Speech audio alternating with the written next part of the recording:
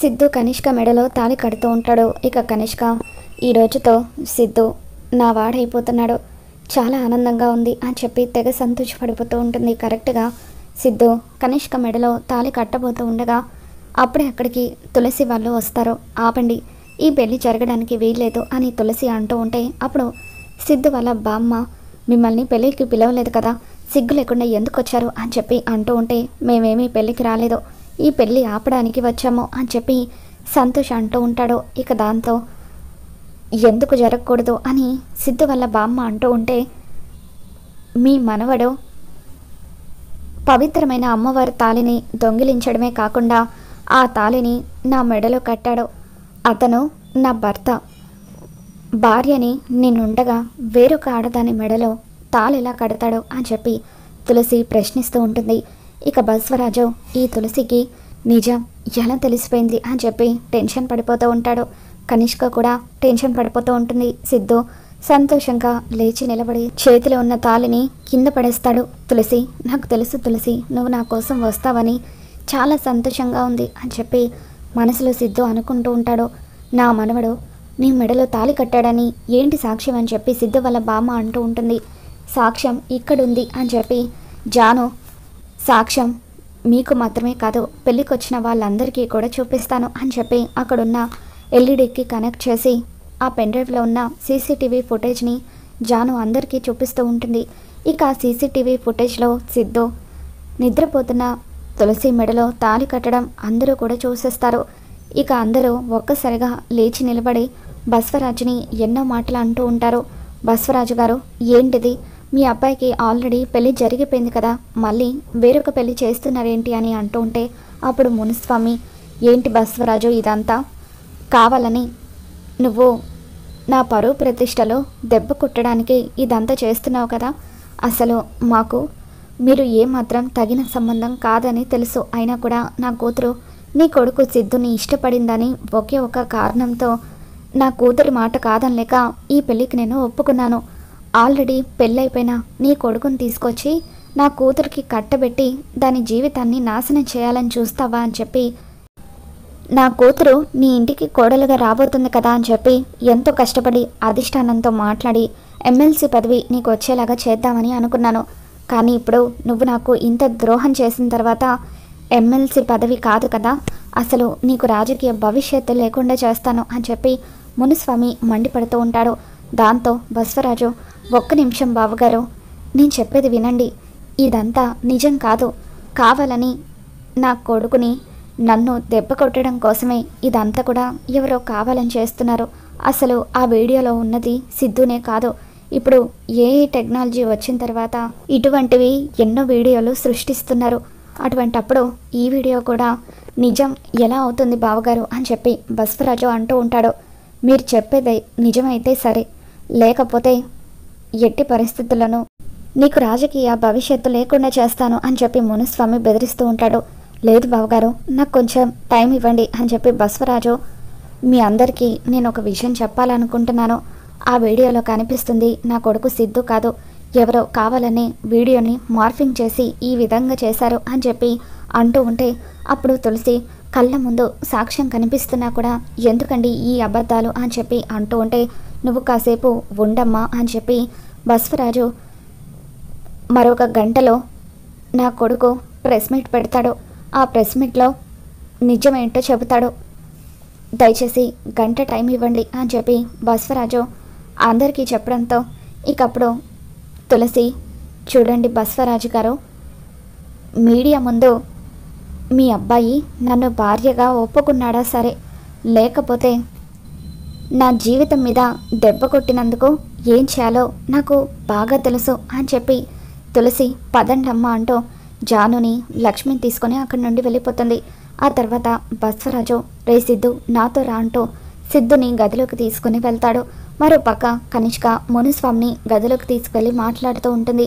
నాన్న, సిద్ధు తులసి మెడలో తాళి కట్టడం అబద్ధం కాదు, నిజం నాన్న, ఈ విషయం నాకు ముందే తెలుసు, ఏదో ఒక విధంగా ఆ ఫుటేజ్ ఎవరికి దొరకకుండా చేయాలని అనుకున్నాను, కానీ ఆ ఫుటేజ్ ఎలా బయటకు వచ్చిందో తెలియడం లేదు అని కనిష్క అంటూ ఉంటే, ఆల్రెడీ పెళ్ళైన వాడితో నువ్వు మళ్ళీ పెళ్లి చేసుకోవడం ఏంటమ్మా అని మునుస్వామి అంటూ ఉంటాడు. నీ జీవితం నాశనం అయిపోతుంది అని అంటూ ఉంటే, లేదు నాన్న, నేను సిద్ధుని ప్రాణం కంటే ఎక్కువగా ప్రేమించాను. ఎలాగైనా సరే సిద్ధుని సొంతం చేసుకోవాలని నేను ఎంతగానో ప్రయత్నిస్తున్నాను. ఇప్పుడు బస్వరాజు మామయ్య సిద్ధుని లోపలికి తీసుకువెళ్ళారు కదా, ఖచ్చితంగా మీడియా ముందు అది నేను కాదు అని ఒప్పిస్తారు. నాకు ఆ నమ్మకం ఉంది. మామయ్య కూడా ఈ పెళ్లి జరగాలని బలంగా కోరుకుంటున్నారు. మీకు తెలుసు కదా నాన్న, చిన్నప్పటి నుండి ఇష్టపడిన వస్తువు కోసమే నేను ఎలాగైనా సరే దాన్ని సొంతం చేసుకోవాలని పట్టుదలతో ఉండేదాన్ని. అటువంటిది సిద్ధు నేను ప్రాణంగా ప్రేమించిన మనిషి నాన్న. అటువంటి సిద్ధుని నేను ఎలా దూరం చేసుకుంటానో, ఎట్టి పరిస్థితుల్లోనూ సిద్ధు నాకు దూరం అవ్వడానికి వీల్లేదు అని కనిష్క మునుస్వామికి చెబుతూ ఉంటుంది. మరోపక్క బస్వరాజు సిద్ధుని గదిలోకి తీసుకువెళ్ళిన తర్వాత, రే సిద్ధు, నువ్వేం చేస్తున్నావో నీకు అర్థమవుతుందా? ఇప్పటి వరకు జరిగిందంతా కూడా వదిలేసి తులసి మెడలో తాళి కట్టడం గురించి కూడా నువ్వు మర్చిపో. నేను చెప్పినట్టుగా నువ్వు మీడియా ముందు చెప్పు, అప్పుడు మొత్తం కూడా సెట్ అయిపోతుంది. ఆ వీడియోలో ఉన్నది నువ్వు కాదని, ఎవరో కావాలని నిన్ను దెబ్బ కొట్టడానికి ఇదంతా చేశారని మీడియా వాళ్ళతో చెప్పు అని బస్వరాజు అంటూ ఉంటే, నేను అలా చెప్పలేను నాన్న. ఎందుకంటే తులసి మెడలో నేను తాళి కట్టాను. ఎవరు అవునన్నా కాదన్నా తను నా భార్య అని చెప్పి సిద్ధు అంటూ ఉంటాడు. రే, నీకెలా చెప్తే అర్థమవుతుందిరా? ఆ తులసిని పెళ్లి చేసుకుంటే నువ్వు జైలుకి వెళ్లాల్సి వస్తుంది అని బస్వరాజు అనగానే సిద్ధు ఒక్కసారిగా షాక్ అవుతాడు. ఏంటి నాన్న మీరనేది?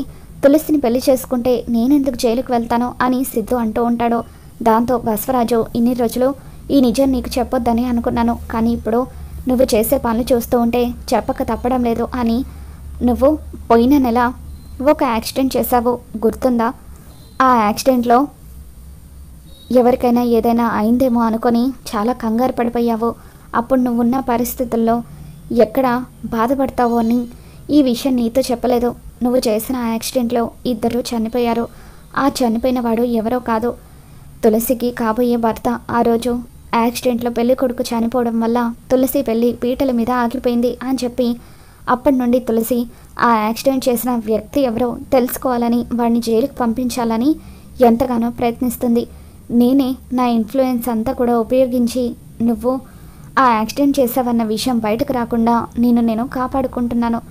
ఇప్పుడు పొరపాటున తులసికి నువ్వే ఆ యాక్సిడెంట్ చేసావని తెలిస్తే భర్తవైనా సరే ఆ తులసి నిన్ను విడిచిపెట్టదురా, నిన్ను జైలుకి పంపిస్తుంది అని చెప్పి బస్వరాజు అనగానే సిద్ధు ఒక్కసారిగా కుప్పకూలి ఏడుస్తూ, నా వల్ల 2 నిండు ప్రాణాలు పోయాయా అని చెప్పి చాలా ఫీల్ అవుతూ ఉంటాడు.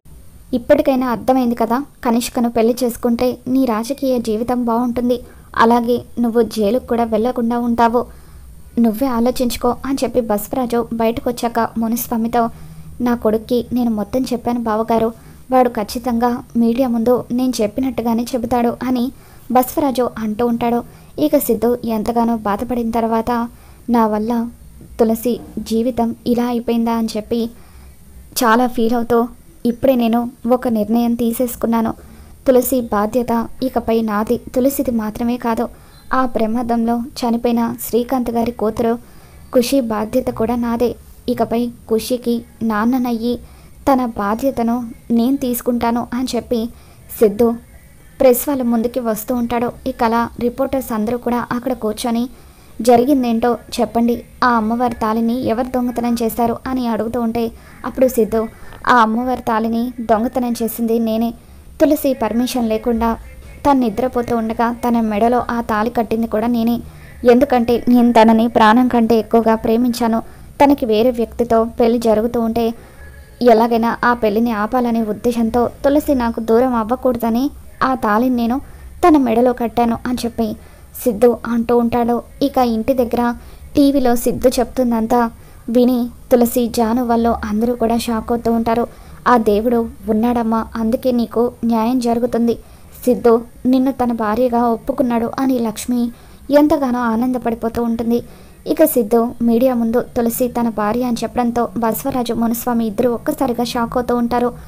ఇక అప్పుడు సిద్ధుని, ఒకవేళ తులసిని మీ కుటుంబ సభ్యులు భార్యగా అంగీకరించకపోతే ఏం చేస్తారని అడుగుతూ ఉంటే, ఎవరు అవునన్నా కాదన్నా తులసి నా భార్య, మేమిద్దరం భార్యాభర్తలం, మా నాన్నగారు మా కుటుంబ సభ్యులు ఎవరు కూడా తులసిని అంగీకరించకపోతే అప్పుడు నేనే తులసిని ఇంట్లో నుండి బయటకు తీసుకెళ్ళిపోయి తనతో వేరు కాపురం పెడతాను అని చెప్పి సిద్ధు అంటూ ఉంటాడు. మరి రాబోతున్న ఎపిసోడ్లో ఏం జరగబోతుందో మళ్ళీ మన ఛానల్లో తెలుసుకుందాం. ఈ వీడియో మీకు నచ్చినట్లయితే తప్పకుండా లైక్ చేయండి.